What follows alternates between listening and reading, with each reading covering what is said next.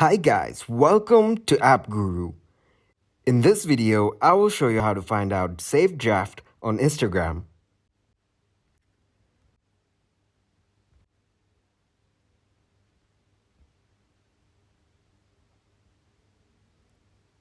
First, open your Instagram app and then go to Profile. Tap on the plus icon on the top. Choose Story, Post, or anything you want. Then take a photo or video or choose from your gallery.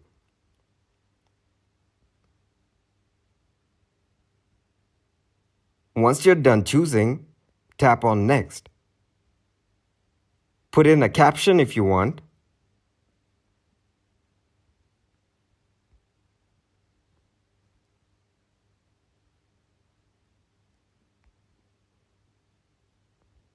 And then select Save as Draft. Then leave Instagram.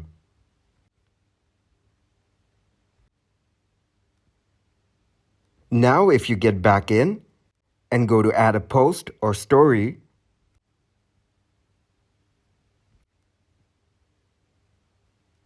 tap on Drafts and your previous drafts will be visible here. That's it. Thanks for watching, and if you liked the video, leave a like, share, and subscribe.